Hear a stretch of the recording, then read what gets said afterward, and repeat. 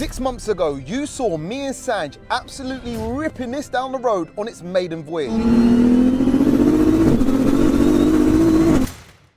And then, we had major issues. This box journey has been full of ups and downs, fires and fun. What started as a super cheap turbo build escalated drastically. Oh my God! And before it all went wrong, made 870 bhp. Not forgetting its Quaife sequential gearbox and some of the best supporting mods that money can buy, all wrapped up in a £1,000 old A3. But after our first drive, we found out we had a massive issue. And I guess the truth of the matter is, I've been kind of disappointed, so I didn't want to show you guys. But what you're about to witness today is gonna be an absolute madness. Today, I attempt something that I've never personally attempted before. And just when you thought I couldn't waste any more money on a lost cause, we're back at VARA TECNIK, and guess what? The box is fucked. You all right? Good, man. Good to have you back on the channel. 6 months ago, we were ripping down the roads, living the dream, getting ready for our first race. Yep. That was 6 months. Giving it the big one, then nothing. Should we show them what's going on under here? Right. There you go. Couldn't get rid of the misfire. We changed coils, plugs. Suddenly it sort of became all right. Well, there was kind of an engine there. Well, the head's off. The reason for this is, if you remember, we had that misfire on the hub dyno. And then we realised the spark plug electrode had actually melted off and come off. It started breathing heavy. Yeah. You guys stripped it down to see what was what. It's not looking good, Bev. It's not looking good. No, this block, I think, unless you go a real big size, it's too much scoring in there. And you can see where that is mad. Yeah. Yeah, that's hurt. So that's why it was breathing heavy, and it also got damage from the spark plug. For people that don't know, the engine basically needs to come out. Like, you can't use this. But the thing is, like, we're obviously so deep in this build already of trying, like, we're on this mission. We're trying to do the big power, 1000 brake, whatever. We've got the best supporting mods, 64, 66 precision, gravitune bits, we got everything. Sequential gearbox, like, this car is savage. I think the only thing that was letting us down in a sense is we've got an old block with old standard balls that are worn. Sure. We're pumping so much boost through it, it wears. The thing is, guys, you already know me at home, right? So if it's a lost cause, if it's a box, if it's a waste of money, oh, I love it. That's a challenge. So I'm ready to go again and pile more money into a lost cause. This time round, we're doing something mad, and there's a mad twist to it. So instead of telling them, why don't we show them? We need to go again. We need to take things to new levels of stupidity. And that means a whole new engine build setup. And I knew just the place to hook us up. ProRace Engineering, a race engineering company and specialist in building and supplying high-performance engines. Having previously had machine work done and uprated engine components supplied by Stacey and the lads at ProRace, I told them my plans. I need a solid 1100 bhp setup for the box. And they said, we've got the exact setup that you need. Proper. Oh, is that what we got? Fire ring? Have we got fire rings? O-rings. O-rings? Yeah. Did you ask for O-rings? Yeah. Oh, sick. Come on. Didn't even know. Extras. Thrust washers, actually bottom timing cover. Yo. J pistons and that, right? Yep. I think it's a good setup, right? Yeah, but it's oversized and they're custom made for yourselves, aren't they, for compression or something? That's right, yeah. Shout out to ProRace. So there you go. That's Christmas right there. Look at it. Yeah, that's sick. That's power. Looks like power. What are these capable of? What do you want? All of it. They're our own rods, they're our own design. Oh, no way. So it's a I-beam or A-beam, isn't it? I-beam, yeah. Now an I-beam design, so you get more strength like that than you do with a H-beam setup. Okay. And as well as that, if you look there, you see that tiny little hole. Sure. That allows oil straight up to the little end of the piston. Okay. Sorry, little end, the rod, the lubricate, the wrist pin. Got you. And the standard ones don't have that? Or? No. Rod bolts, big end bearings, main crank bearings, thrust washers, ARP stud and nut, pistons, rings. There's also... It's It's not as exciting. Okay. Yeah, that's the whole gasket set and Yeah, everything for everything. That's all in there. That's the head gasket set. Yep. Comes with the head gasket, basically. And all the seals and everything else. Yeah, we're good to go. We're good to go. This looks serious this time. We've got the balance crank already. Other than that, I think We're good to go. I think we're good to go. Well, thank you. We'll take the bits. We'll take the bits, sir. You can have them. Thank you. Bro, all I'm saying is when you see the piston all shiny and mad like this, things are gonna go crazy. The rod is absolutely wild too. We like a good rod. Jamie, look what I've got you for the box. I asked for the big one. Oh, sorry, mate. Shall I get the bigger one? Get the bigger one, Sanj. Oh, all right. So we've secured the ingredients, and here's the plan. I am actually going to be building this engine myself, obviously with the main man Sanj overviewing it. What I want to do is I want to learn to actually build an engine for the first time with real parts, trying to make real power for the box, but also bring you on that journey with me. So we're all going to learn together. But the crazy thing is, we're going to try and do it all in this one video. How are we going to do this? Where are we starting, bro? Right, first up, we need to take this engine out, gearbox out, take all the bits we need from this engine, put it into that one, build it up, put it back in the car. Just get the car on the ramp, get you some gloves, and let's crack on. Now, I might not be a race engine specialist, but these boys are trying to start me from the bottom, like making teas and cleaning up the workshop. Yeah, these guys are trying to get me on a broom already. They said, can you make a decent brew? I said, nah, skip all that. I'm actually a HGV mechanic, mate. I've got stage 3. A stage 3, ain't a man. I've got a stage 3, ain't a man. I've got a degree, not a degree. A degree? I've got level 3. I'm level 3. Mate, that's not enough from a stage 3 to a degree. Listen, I've got a stage 4, pops and bangs, level degree. Let's go. So with a long few days ahead, we got to work stripping her down to remove the old engine from the car.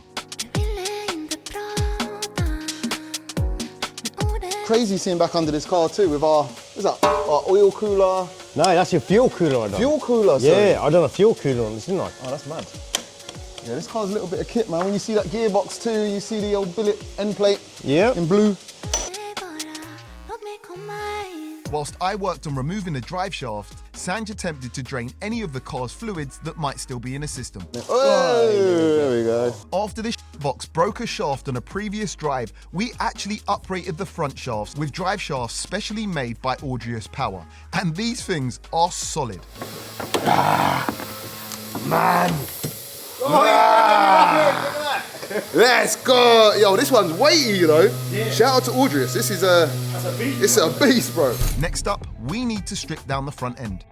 Unclip and pop off. Come on. There we go. Gee, it's so crazy. When you remove the bumper, everything starts to actually, the deeper you go, the more you find with this car. The more you see, yeah. And just like that, we removed crash bar, headlights, radiator, and fan assembly all in one piece. Now, onto the electrics. So everyone likes to do things a different way. How I like it, I normally take the loom off from the car side, leave it on the engine.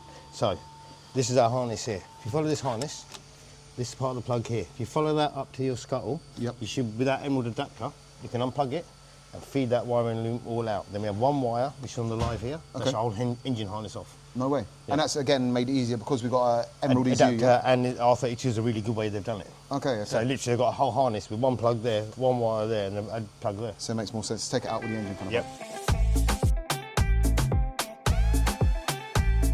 Back to work, I removed the wipers and scuttle panel to gain access to our Emerald standalone ECU and wiring harness connections.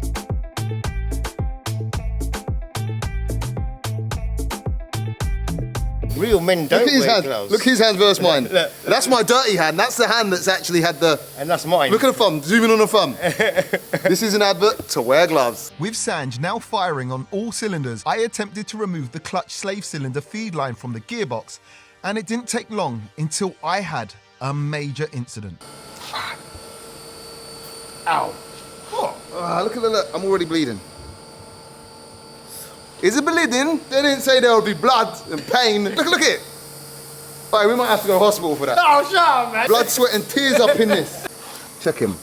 One of them things zigged me, man. Be careful when you're out here in the streets like this, yeah? You can get real techie sometimes, yeah? Regardless of the near fatal injury, I got stuck back in. And after a fairly quick but tedious strip down, we were at a point where the old engine was ready to come out. Go on, blimey, you look a bit fatigued. Do you want a fizzy drink? Listen, mate, I can't lie. I am feeling it. And don't ever swear at me again. I do not do fizzy drinks and all that sugar, mate. You should be on your health kick. I am, and that's why I drink Holy. Shout out to Holy Energy each and every time. I'm gonna take a sip of this. It's gonna bring me back up. We're gonna get this engine out, and I'll tell you more about it straight after we whip this engine out. Let's go.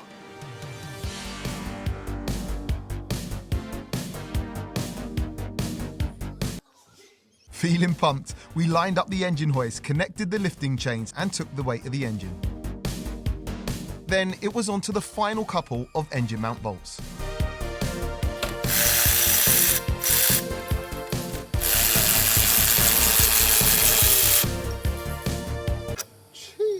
And just like that, we separated the hurt engine from the box. Look at that. Bro, easy. Yo. Is it holding like that, yeah? Getting ahead of myself.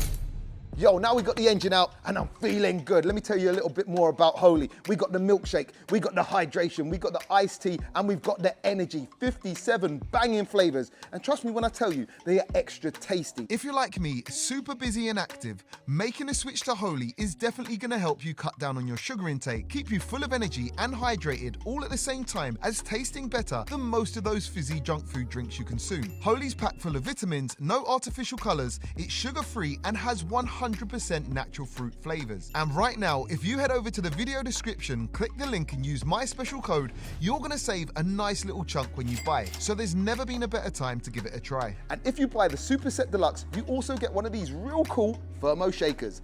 Guys, check the links down below in the description. Shout out to Holy. Let's get back to building this engine. Jamie, Yes. you seem to have loads of gearbox oil in the cup. So basically, I was smelling gearbox oil Yes. earlier, and Yeah. and I was saying, oh, I can smell transmission oil, Yeah. and you kind of Because my ramp uses yeah, transmission you said it oil. was a few different things, but now you strip down a few bits and you can actually see clearly the transfer box has oil coming out of the side of the that cup for shouldn't the be, gearbox, yeah. and that's gearbox oil, Yeah. which is essentially a problem. Well, it depends. I've got to pull the transfer case off. We'll have to have a look. They shouldn't be doing that. No. I've never seen gearbox oil in a cup. But what's interesting is, would I be right in saying when we got the sequential, this was Already on, yeah. already connected? Yes. But it weren't leaking, was it? Or was it? Well, we don't know. We're the ones that put gearbox oil in it. So we put gearbox oil in it, the drive shaft's on, bang. So to separate the gearbox from the engine, it would make things a lot easier to remove the transfer box brace and transfer box first. However, when I purchased this second-hand sequential gearbox, the previous owner rightly fitted a heavy-duty strengthening plate to support the transfer box from moving when running high power, but it was on there almost too well. So essentially, this is the transfer box case. Strengthening, brace. yes, but done by this company here, Don Octane. Don Octane. Don Octane, yeah. It's a fucking hefty old plate. Yeah. No, Don Octane is sick, bro. It's horrible to get undue though. I've actually got something Don Octane on my R36, a custom intake man. Do they care? Who care? Don't care. No one care. I'll finish that. Lovely. Yeah. Yes. Yeah. Now. Whoa, there's the oil, bro. There's the oil. Oh, Jesus. grab that tray. So, Right. Lift this up a bit. we've got it we're under control. Everything's under Everything's control. under control.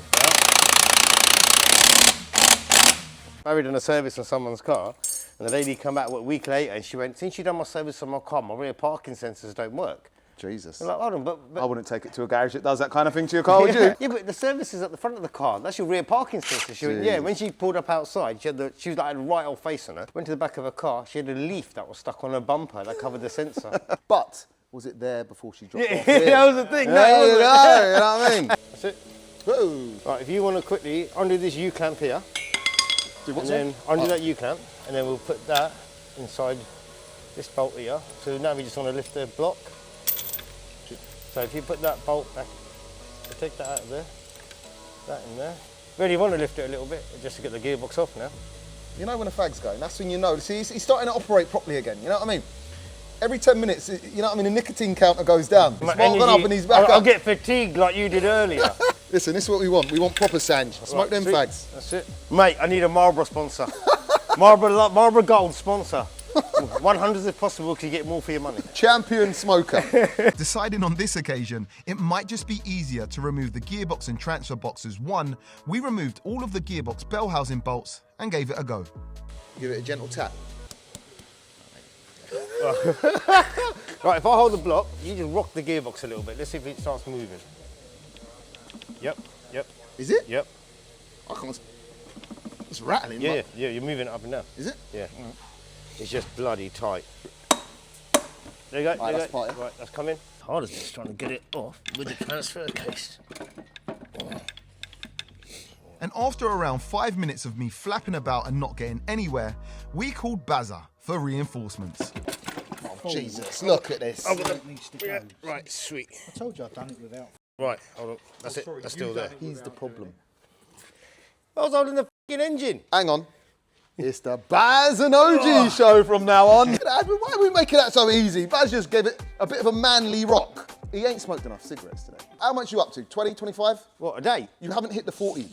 I haven't even had that today. I've been driving on the motorway. I don't smoke. You on a diet? Because of aerodynamics. So I don't want to be driving at 80 mile an hour, 70 mile an hour speed limit on the motorway with the window open. Because aerodynamics and fuel consumption. Yeah. So coming here, I hit 35 miles per gallon in my estate. Jesus. That's pretty good, isn't it? That's not bad. It's not bad. But look, at what cost, bro? Look at you now. Nicotine deficiency. Then it was on to removing our twin plate clutch.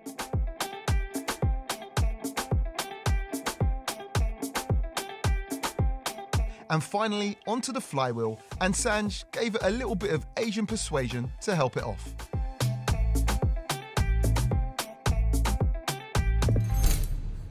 All right, he's got the thinking stick out. All right. Go on, spark it up, mate, spark it up. We need that nicotine. Let's have it. It's like spinach to Popeye. The timing chain needs to come off now, so this is the vibe. I feel like I'm getting builder's bum crack from just, you know the ones like my bum's just hanging up.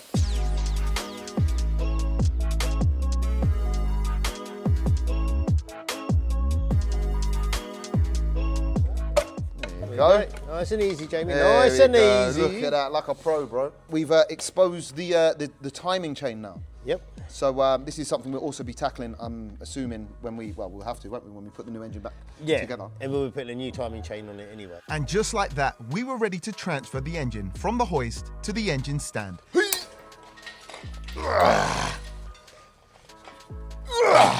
Holly, I honestly think I pulled a muscle. Yeah, then when we take these off, we're going to do a high five like we're in the movies, bro. How do they do it in the movies? I don't know, just follow my lead, bro. Oh, all right. All right. We've done it, bro! And that's the first stage complete. Next up, removing all the sump bolts to gain access to the bottom of the engine on a quest to remove our forged crankshaft from the engine. I then remove the oil pump and our crank girdle main bearing cap bolts. And at this point, I should probably explain the purpose of a crank girdle.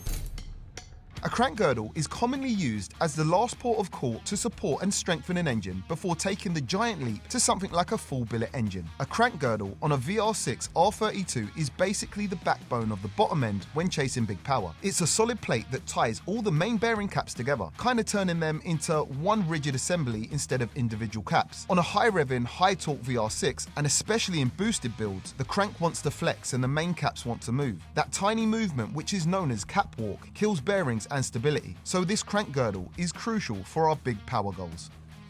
Everyone just heard you bumming me or something. Where did that come from? Where did that come from? He's thinking out loud. Sometimes I think about something, yes. Actually, I say it sometimes, right? I think, f***ing hell. Look how small that cigarette is. There's nothing left on it. Nothing left on it, Sanj. Let it go. Yeah. Spark up another one, bro. Oh. Yeah. We'll wait for you to push the choke in. Let's go. And just like that, our expensive crank girdle was carefully and surgically removed from our engine. With the bottom of the engine now fully exposed, we removed the big end bolts and started to remove the pistons. Cool. These don't fall out, innit? So I can just No. zing them off. Did you say I need to? I use a rubber mallet and I tap the bolt to get the cap off.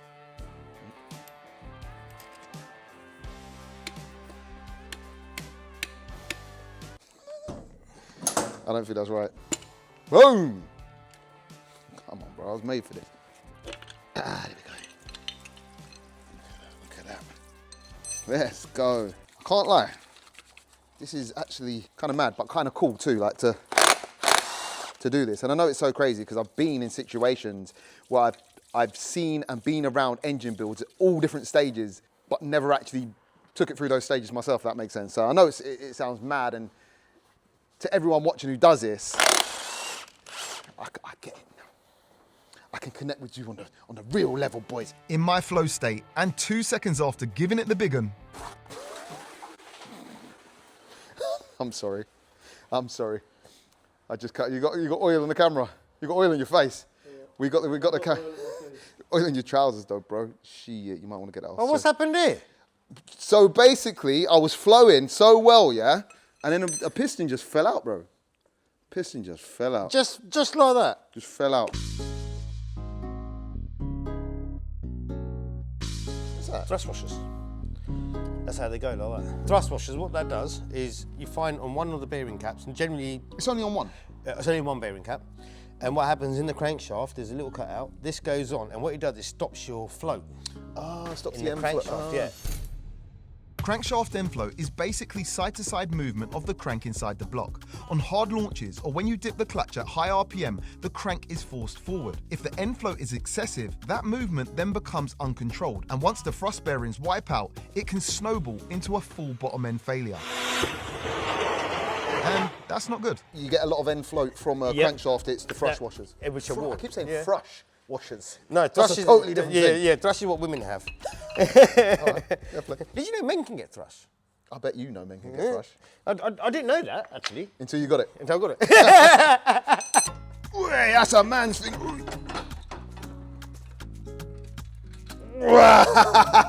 Let's go! And that marked the end of the big strip down. Now it's time to build up my first engine. Right in front of us here, we've got your super duper rods, your JE forged pistons here. Wicked. Custom done. We've got your connecting rod pin. We have the circlip here, which connects your connecting rod pin and locks them in. And we've got your set of piston rings here. The rest are in the box. I've taken one out just so you can have a look. Every rod is made to match. Okay. So you can't put that bearing cap on that rod. Okay. It doesn't match up. Okay.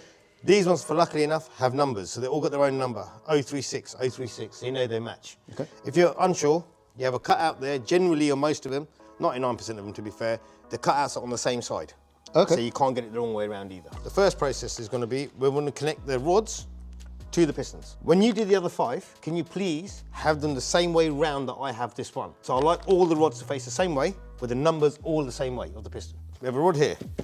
We take a connecting rod pin out, like this.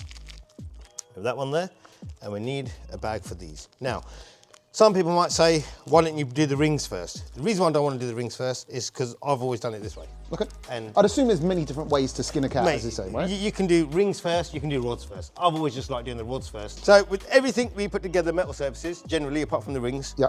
we'll put some lube on everything. bet. And what this is for, that's for when you're building an engine and it's not going to be starting up straight away. Okay. So it keeps everything lubricated. So on the first start, everything has a bit of lubrication on it. The first step is we need to put one locking ring in that groove inside there. Okay. Now, people may have tools for it all different ways. To be fair, all it is a ring that you've got to squash in and get inside the groove. There we go, click. So if you look at that, So you've got to wait, you've got to listen there to you that go. click. Yep, and if you look in there, it's in the actual ridge. Got ya. Next stage is what we do, we get a little bit of our lube. So I put a little bit in there, I'll rub it round. If you look at the angle of the piston, it's that way. So what I want you to do when you do your one, see the numbers there?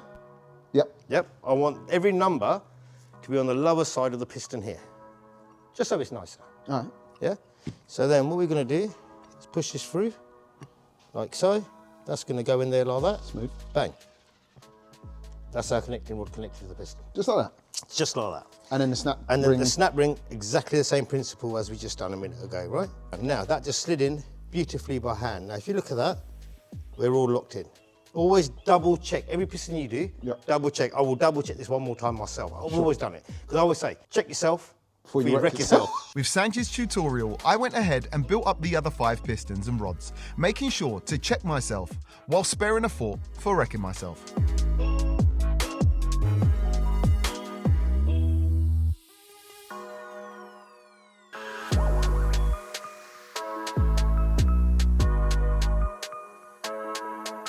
Bro, I think I have just built up. 6 R32 pistons. Look at that. They look beautiful, don't they? That looks beautiful. Now, onto our piston rings.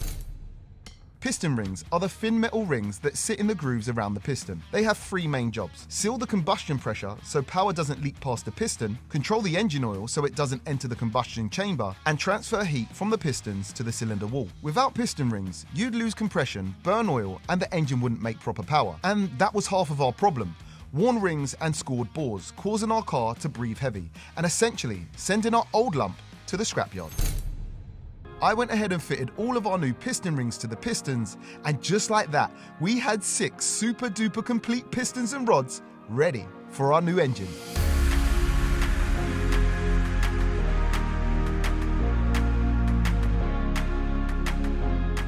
Next thing, we've got to blow off and quickly clean the crank. We've already washed it in the bath. Main bearing caps need to come off. We need to start laying the relief valves in there. Lube that up, put the bearing shells in. So I'll get you to put the bearing shells in while I quickly clean that up. Okay. Yeah? Sounds good. Cool. So we got onto removing the main bearing caps and fitted the crankshaft big end bearings.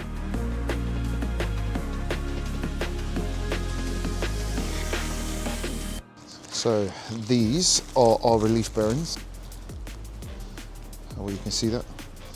And they just slot into the hole there.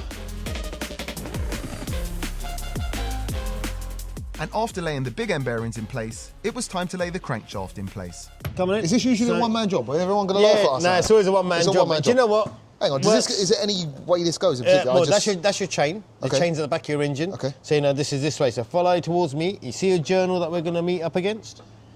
Yeah? Yeah. You in? Cool. Lovely. That's what she said. Right. All right, Beautiful. Right? Just like that. That's just like that. Right. One thing we have not done yet, the thrust washers. Because now, what I wanted to show was if you don't have thrust washers, you can slightly rock that.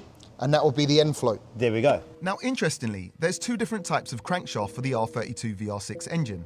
And although the VR6 engine found in the likes of the Mark IV R32 is extremely similar to the likes of the VR6 engine in the Mark V R32, the crankshafts are different. The Mark IV crankshaft is actually forged from factory, whereas the Mark V crankshaft is not, making the Mark IV crankshaft the one you want for big power. And luckily, we actually upgraded to the Mark IV crank on our last engine build. So we grabbed our thrust washers and, like pretty much every other friction area or moving part on this engine, we hit it with the assembly line lube. A generous helping actually helped to keep the washers in place whilst we got the crankshaft back in and repositioned it correctly. Then on to fitting the other half of our main bearings to the main bearing caps.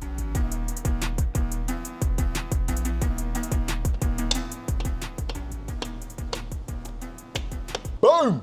Just while we got it like this, spin the crank freely. It feels like silk.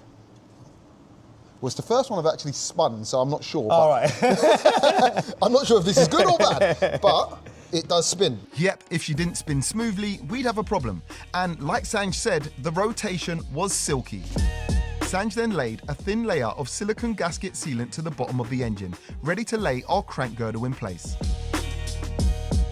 It was then on to fitting our uprated ARP bearing cap bolts. These bolts are actually also longer than the OEM ones, as they also need to pass through our girdle plate and secure everything into one solid piece. Go 1, 2, 3, 4, 5, 6, 7, 8, 9, 10, 11, 12, 13, 14. Got it. Then onto the fun bit, torquing them all down.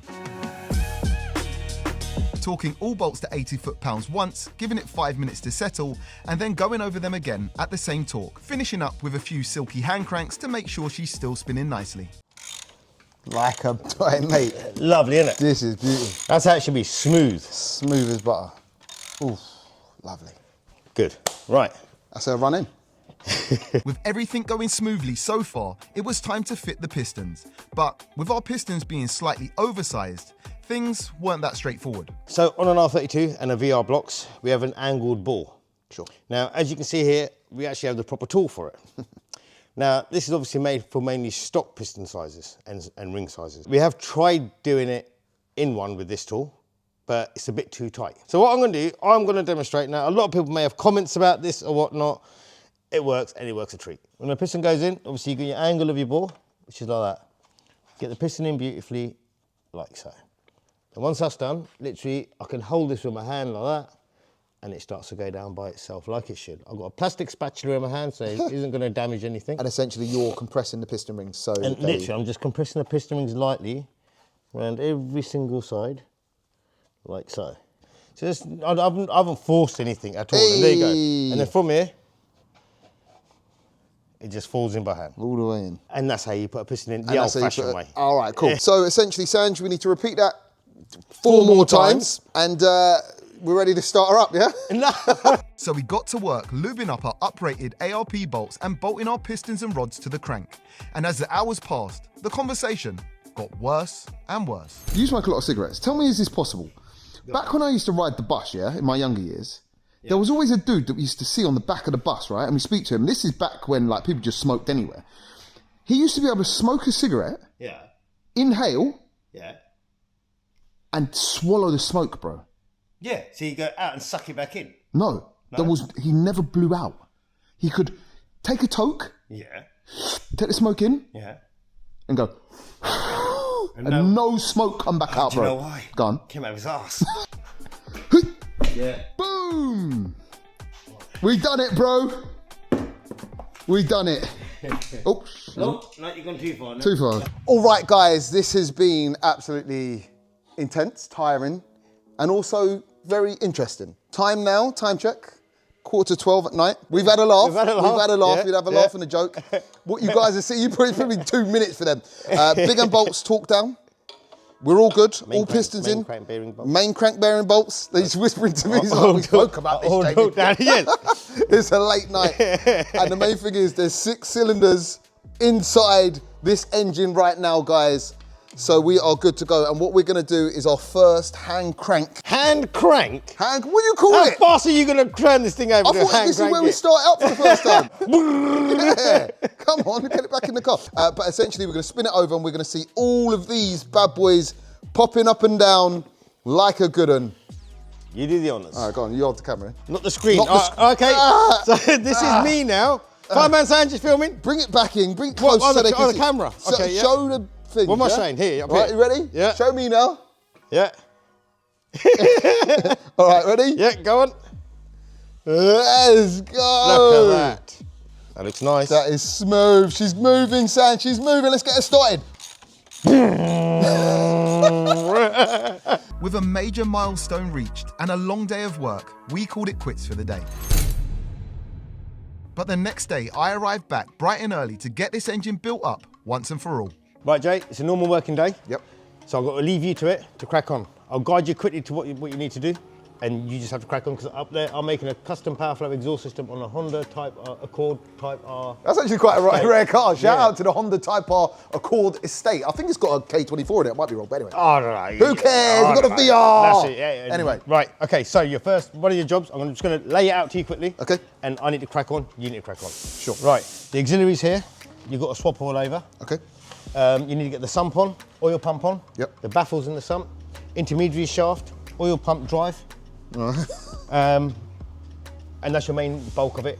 So you can crack on. Yep. I've got to get on it. Right, guys, so as you see, I've been left to my own devices, and what we're going to do first is we're going to strip the intermediate shaft, you know what I mean, shaft out of this one, which basically drives our oil pump. So I got to work removing the 4 Phillips screws that secured the shaft in place with the aid of an impact driver to get them moving. I was then able to remove the oil pump intermediate shaft. That is the oil pump drive there. That links, this goes in here, and this links the drive somehow to this. God knows. I don't know, we're just gonna put it in and it's all gonna work. That's how things work, yeah? They just work. All right, so essentially, this bad boy drops into here, I think. And that comes right back out the bottom. That's in there. I believe that can only go one way. And then we link this bad boy in here. I think, he says. Jiggle it around, or maybe this one goes in first. Goes through a little hole at the end. Here we go, we're in. Look, we're in. And then this one drops in. Boom, just like that. All right, cool, and I turn in that, and that is turning. We got there in the end. I bolted up the intermediate shaft in place and fitted the oil pump drives cover securely, then flipped the engine over to fit the actual oil pump to the girdle. Now we need to finish this oil pump saga off, and in this blue Happy Shopper bag, we have our old new oil pump. So this is an oil pump here. We fitted a new one when we last built the engine, which obviously was only in there for a little while. So this is a fresh, old oil pump, if that makes sense. And this is our link shaft, I guess. So we're gonna put this down the hole and mate it up with the bottom of the oil pump drive gear thing. There we go, look at that, just sits in there like that. And then essentially, this bad boy just goes over here. just like that. And once sitting home correctly, I secured the 4 bolts that secure it to the crank girdle, torquing it to spec. And then onto fitting the baffles in the sump. I actually found it quite cool that the Mark V sump comes with baffles from factory, as being a Honda boy, a baffled sump is actually a nice little upgrade. Another interesting fact is that they don't actually have a special sump gasket, so we use instant silicone sump gasket sealant instead. It's the big moment, the mating.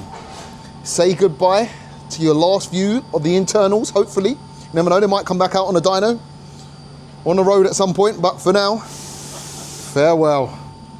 Boom. Yep, farewell for now, engine internals. Once fitted, I then torqued all sump bolts down to spec, and then onto the tedious job of stripping down all the auxiliary parts from our old engine to be fitted to our new one.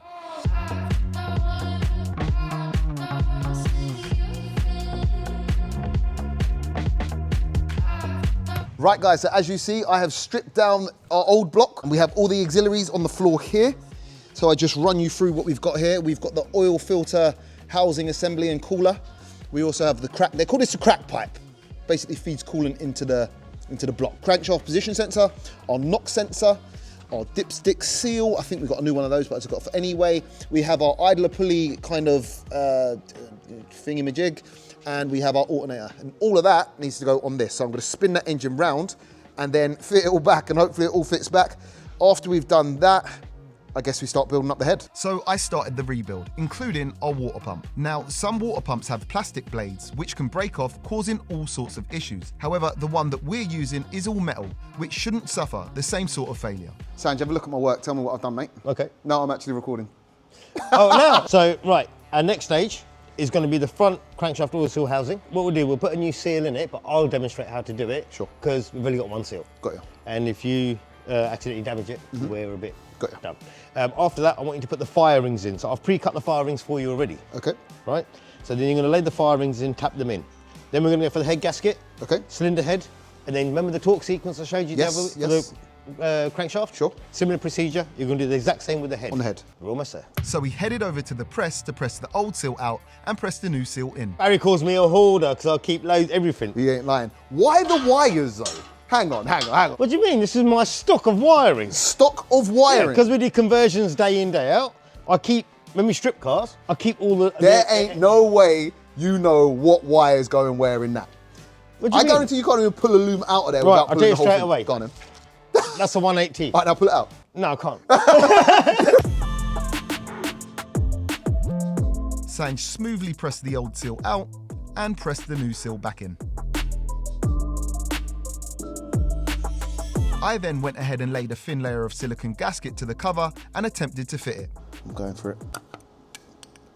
Boom. I think. So if you give a little tap like this, nice and gently, it starts going on. Give it a little light tap all the way around, make sure it's all home, and then do them bolts up.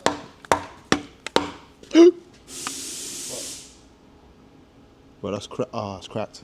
What? It's cracked. Oh, yeah, it's cracked down there. Guys, this ain't a joke, man. What is that even made of? All right, granted, I was giving it a little bit of a tap, but again, I don't know, man. Gosh, this girdle plate, man, it's just not... What am I even doing? It's been a long day. Oi! Look at it! That's how I know you got... Look, bro, you're pressuring me for no reason. I'm not pressuring you. Pressure. All right, second time lucky. No tapping on that one, it's plastic. Nah.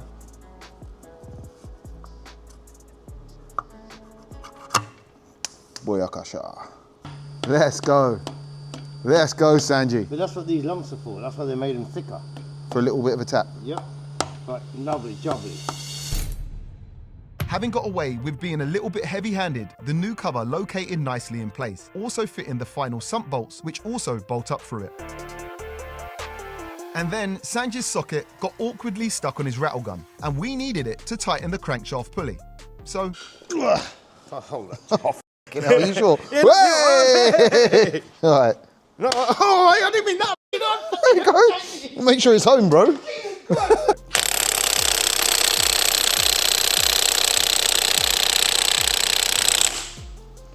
I ain't gonna get no tighter. Even turn the engine over with it. Can we? See if we can get it started. Oh, come on, you promised me something. You promised me. Okay, so it's now on to laying our copper O-rings into our pre-machined grooves in the engine block. This setup, put simply, stops combustion pressure from blowing past the head gasket on high boost or high compression engines. Basically, for big boost applications, O-ringing or fire ringing can help keep all the boost inside the cylinders. All right, fire rings, pre-cut by the man himself, Mr. Sanji. So essentially we're just gonna lay these in the groove and try and work them round. And then work your way round as you tap it, just nice and lightly, just to set it in the groove. See it moulding its shape? Yeah. A little bit of persuasion, you see. Bit of Asian persuasion. I don't know about that. But yeah, that looks lovely. All right, listen, There you go. that cylinder will never lift. Nope. Never, ever lift. Once I got the hang of it, I finished off all the other cylinders.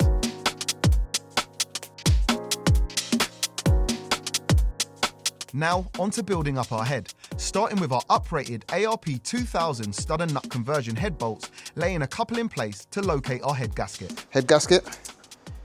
And this is just a standard VW head gasket. The standard R32 one, nothing special about it, apart from they're made of metal, which is really good. Lovely. Just like that, she's on. And just like that, for the first time, our block and head were united. We then went ahead and wound our uprated head studs down. The long ones run down the middle of the cylinder head, and the short ones run down either side of the head. The head is now bolted down, and for people who don't know, this is a fully built head. We have cams, and it should be very free-flowing because all these ports in here have been essentially port and polished. So we should be good to go. We fitted the nuts to the studs and started the torque procedure, working off a diagram kindly presented by Sanj on Autodata. All right. Hold on, what number was that? This is 7 now. This is 7. Torquing down our uprated ARP head bolt stud and nut conversion was a 3-step torque process, 80 foot-pounds followed by a rest period for the bolts and head to settle, repeated 3 times. 80.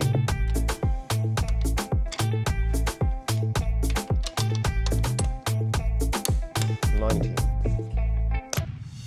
We then laid all of our rocker arms in place, locating one part securely in the head and the other resting on the head of the valve, ready for our camshafts to be fitted. Essentially, these are our Shrek uprated cams. So we've got the high lift cams to, so it's a fully built top end, valve train, Supertech valves, Supertech valve springs, Shrek cams, port and polished head, fully built bottom end, crank girdle. This is like as built as, not as built as you can get, but it's right up there with being like a big build to hold this kind of power. So yeah, box is getting treated.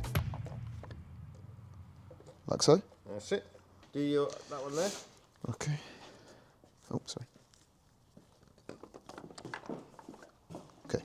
Once in place, Sanj lubed her up and then began securing the camshafts in place, marking the end of my first full top to bottom big power VR6 engine build. All right. Sanjay Mamanje. Yep. I've lost it. What's he doing all the way over there? Someone keeps moving all these tools. Look at a bomb site that someone who doesn't respect the tools leaves around. Look, everywhere, everywhere. Right, guys, it's been a long few days, actually, and don't get me wrong, I know certain people will probably be able to bang it out in a day, but we've all learnt together, and I feel like this process has been great for myself to kind of actually go from start to finish with, and also hopefully you guys have learnt something new along the way too. We have basically built this engine top to bottom, cams in now. It's knackering, but look, we're on a last kind of a little torque up here. There is one more after this, but essentially it's 5 Newton meters each one and then 45 degrees. So, and in the same pattern that we normally do, we start from the middle. And work your way out. Work our way out, baby. And just like that, my first full engine build was complete. Being a HGV mechanic in a previous life, the opportunity to work on such a big project rarely presented itself. And when it did, it was just brand new engine in, old engine out. No internal rebuilds or strip downs, as it was deemed more efficient just to replace the whole unit. Today, it's mission complete and marks the first time I can officially say I built my own fully forged engine under the guidance of Sanj and VARA TECNIK. For me, the main takeaway, like anything, is to be methodical. Use common sense, and if it doesn't want to fit, don't force it. The rest is pretty straightforward. And if you're watching, I hope that you've also picked up a little knowledge here today. And if you have, that's 2 missions complete. And then on the next video, I guess it's the big one. We're going to see if this engine actually starts. Like, you know what I mean? It will. It will, yeah? I've got, I've got every confidence. You've put a lot of trust in me. Let's just talk them through what has been done and where we're at, and what to expect on the next video. Okay, so at the moment, you've done the crankshaft, big end bearings, main crank bearings, pistons, rods. You've built up your own pistons and rods as well. We've done the head, ARP, stud and nut conversion. Everything's been torqued down, camshafts are now in and everything else. So the next video, theoretically, should be timing chains, gearbox, in the car, fluids, wire up, fire up. But before we do call this one a day, now we had oil leaking from the transfer box earlier in the video. Yes. And you were Well, a bit confused. we took the dry shaft out. We had gearbox all coming out of the dry shaft cup on the transfer case side. So I thought, okay, let me split the transfer case apart, see if I can see anything. I couldn't physically see anything wrong with nothing. But what I did notice was the bolt that goes in here and that tightens up was actually loose, that came loose inside there. So I think the oil was coming through the bolt and through there. Through there. Other than that, I couldn't see no other Everything problems. seems good. Everything seems good. Listen, guys, we've got to go. It has been 3 days of graft, and all I can say is, Sanj, thank you so much for doing this with me. Guys, we're building 1,000 BHP box engine from scratch. We're doing it together, you know, and hopefully at the end of this, we're gonna have a major payoff. Also, it is version, I don't know, 3, 4, 5, whatever. The new version of the box, when you see what we're about to do to it, yeah, it's gonna get crazy. Also, you did do something for the first time. Go on. You had a fire ring. What did you think I was on about? I was thinking, well, I had a curry last night. And we the had a ring of kebab fire- earlier. How did you know I had a fire ring? Unless you got a smile in that there toilet, like, you know what I mean? Listen, anyway, we're waffling. It's another late night. Let's go. Thank you so much. Right. If you don't know about VARA TECNIK already, please check the links down below in the description. VW, VAG specialist, VR specialist, 180T specialist, also power flow, Heathrow exhausters. Yeah. You got it all. It's late, guys. Listen, we're out of here. Hope you enjoyed it. Peace out.